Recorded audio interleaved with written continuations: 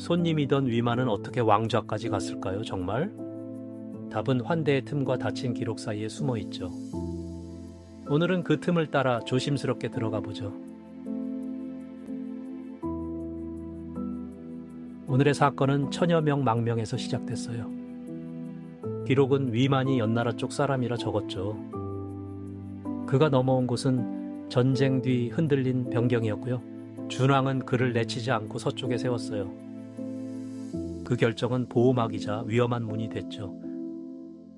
문제는 손님이 병력과 길을 함께 얻었다는 점이에요. 이제 기록이 남긴 짧은 문장을 먼저 보겠습니다.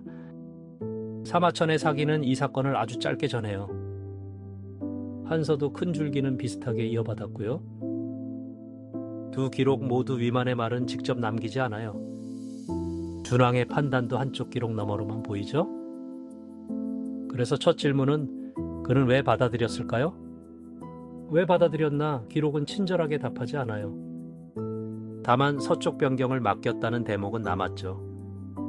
이 말은 신뢰와 감시가 동시에 있었다는 뜻이에요. 위만에게는 국경 지식과 사람 먹는 힘이 있었겠죠. 하지만 바로 그 힘이 준왕에게는 칼날이 됐고요.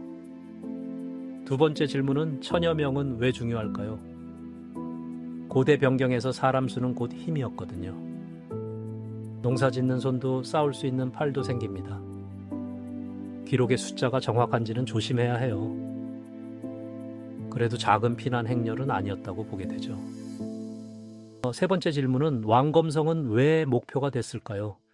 그곳은 단순한 성이 아니라 왕권의 자리였어요. 왕을 몰아내려면 길보다 중심을 잡아야 했죠.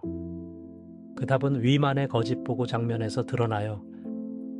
기록 정리는 여기까지. 이제 배경을 봐야 해요. 위만은 단순한 난민 대표로만 보긴 어려워요. 천여 명을 움직인 사람은 이미 조직을 가졌겠죠. 그 조직은 길을 알고 국경 언어도 알았을 겁니다. 준왕 입장에서는 쓸모있는 방패로 보였겠죠. 서쪽에서 새 왕조 한 나라의 압박도 커졌고요. 진나라가 무너진 뒤 사람들은 새 질서에 밀렸어요. 유의미는 위험이자 새 힘이 될 수 있었죠. 고조선은 그 힘을 막기보다 품는 쪽을 택했어요. 이 선택에는 고조선의 현실 감각도 보입니다. 사람을 받아 국경을 지키는 방식은 낯설지 않았죠. 하지만 맡긴 자리가 너무 서쪽 깊숙했을 수 있어요. 중앙에 눈이 닿기 어려우면 현장 권력이 커져요. 위만은 그 틈에서 주변 사람을 더 모았다고 해요. 이민자만이 아니라 토착 세력도 접촉했겠죠. 다음 편의 핵심도 바로 이 연결에서 시작돼요. 그럼 준왕은 왜 더 강하게 막지 못했을까요? 기록은 준왕을 어리석다고 길게 꾸짖지 않아요. 후대 평가는 갈리지만 실수만으로 보긴 좁아요. 변경 왕국은 늘 사람과 길을 함께 관리해야 했죠. 쫓아내면 적이 되고 품으면 내부 위험이 됩니다.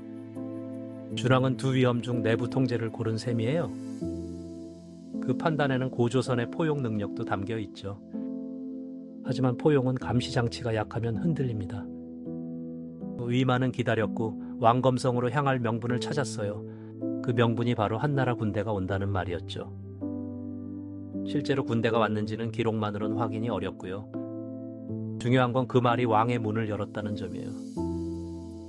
왕을 지키러 간다는 말은 의심을 늦췄겠죠. 여기서 사건은 환대에서 기습으로 꺾입니다. 이제 위만의 행동을 시간순으로 따라가 보죠.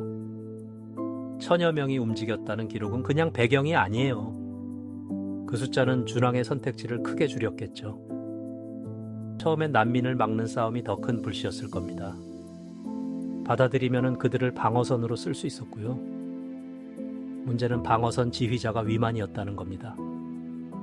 그는 변경을 지키며 동시에 자기 기반을 키웠죠. 왕검성은 아직 멀었지만 길은 이미 잡혔어요. 그러다 한나라 군대가 온다는 보고가 등장하죠. 그 보고는 공포를 만들고 이동 허가를 얻었어요. 사실 여부보다 믿게 만든 타이밍이 결정적이었죠. 위만은 왕을 지키겠다며 군사를 안으로 들였어요. 왕에 가까운 곳까지 간 뒤 방향을 바꿨고요. 준왕은 버티지 못하고 남쪽으로 밀려났다고 해요. 왕좌는 손님에게 넘어갔고 이름도 바뀌었죠. 하지만 이 승리는 곧 더 큰 충돌의 씨앗이 됩니다. 이제 왕검성 안에서 무슨 일이 벌어졌는지 보죠. 기록은 전투 장면을 자세히 보여주지 않아요. 성문 싸움인지 궁정 압박인지는 단정하기 어렵죠. 확실한 건 준왕이 권력을 잃었다는 결과예요. 위만은 왕검성을 중심으로 새 정권을 세웠고요. 새 정권은 고조선의 이름과 기반을 이어받았어요. 완전히 낯선 나라가 하늘에서 떨어진 건 아니었죠. 지배자는 바뀌었지만 땅과 사람은 남았습니다. 이 점이 위만조선을 단순한 외래 정복으로만 못 보게 해요. 고조선의 오래된 틀 위에 새 권력이 올라탄 셈이죠. 그 위에 유이민 네트워크가 강하게 붙었고요. 서쪽과 통하는 길은 이제 정권의 힘이 됐어요. 동쪽과 남쪽 세력도 그 변화를 의식했겠죠. 준왕의 남하전승도 이 흔들림 속에서 전해져요. 다만 남쪽에서의 행적은 기록마다 조심해야 해요. 위만조선은 이후 한나라와 더 직접 마주하게 됩니다. 그 시작에는 손님을 국경에 세운 판단이 있었죠. 역사에서 환대는 힘이지만 권한은 더 무겁습니다. 누구를 드릴지보다 어디까지 맡길지가 더 컸죠. 준왕의 패배는 개인 실수와 구조가 겹친 결과예요. 위만의 승리도 혼자 힘만으로 설명되진 않아요. 천여 명 병경 왕검성이 한 줄로 이어진 겁니다. 그 한 줄이 고조선 후기 권력 지도를 바꿨어요. 한국 고대사는 이런 접촉과 흡수 속에서 이어졌죠. 흔들림 속에서도 사람들은 삶의 틀을 지켜냈고요. 그 지속성이 뒤에 여러 나라로 이어지는 밑바탕이 됩니다. 그래서 위만조선은 단절과 연속이 함께 보입니다. 왕은 바뀌었지만 고조선의 무대는 사라지지 않았죠. 위만은 그 무대를 차지해 새 이름을 남겼어요. 그 이름 뒤에는 받아들인 사람들의 긴장도 남아있죠. 이 긴장은 다음 세대의 외교와 전쟁에도 이어져요. 하지만 오늘의 핵심은 왕이 된 첫 순간이에요. 손님, 방패, 지휘관, 왕의 순서가 보이죠? 이 순서가 빠르게 진행됐기에 준왕은 밀렸습니다. 이제 남는 문제는 기록의 빈칸을 어떻게 볼지예요? 사라진 기록 때문에 위만의 속내는 알 수 없어요. 그가 처음부터 왕좌를 노렸는지도 단정 못해요. 준왕이 얼마나 경계했는지도 기록은 짧습니다. 왕검성의 정확한 위치도 학계 논의가 이어져요.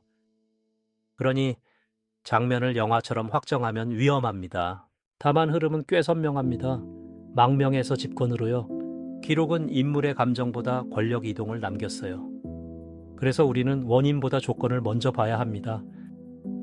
조건은 전쟁 뒤 혼란, 대규모 이동, 국경 관한이었죠. 그 세 조건이 한 사람에게 모였을 때 일이 터졌어요. 이 해석은 준왕을 단순한 바보로 만들지 않아요.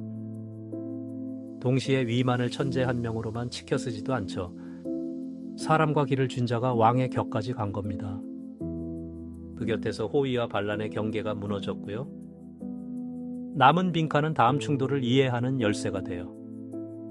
결국 위만은 손님이 아니라 권한을 얻은 손님이었어요. 그 권한은 국경을 지키라고 준 것이었죠. 하지만 국경을 쥔 손은 왕성으로 향했습니다. 준왕은 환대의 대가를 왕좌로 치렀고요. 위만은 그 왕좌 위에서 위만조선을 시작합니다. 세 나라는 유이민과 토착 기반이 얽힌 모습이었죠.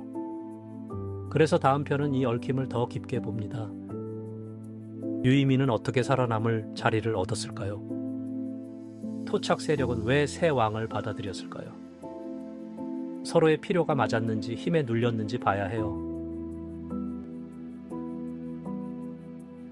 그 답은 위만조선의 성격을 가르는 문제입니다. 오늘 답은 하나예요. 손님은 권한을 통해 왕이 됐죠. 그 권하는 사람, 길, 성문을 차례로 열었고요. 준왕의 선택은 그 순간엔 현실적인 방어였어요. 하지만 통제 없는 방어는 새 권력으로 자랐죠. 기록의 한쪽 시선은 끝까지 조심해서 읽어야 해요. 그래도 남은 문장은 큰 흐름을 붙잡게 해줍니다. 망명, 임명, 거짓 보고, 축출이 그 줄기예요. 그 줄기 끝에서 왕검성의 주인이 바뀌었습니다. 다음 편은 그 성 안의 사람들로 더 들어갑니다. 위만의 사람들은 어디서 왔고 누구와 손잡았을까요? 유이민과 토착 세력의 손은 쉽게 잡히지 않았을 겁니다. 하지만 그 손이 잡히며 새 정권은 버틸 힘을 얻었죠. 역사는 현재의 거울처럼 선택의 무게를 묻게 하죠. 사실을 알고 판단하는 일, 그래서 역사를 봅니다.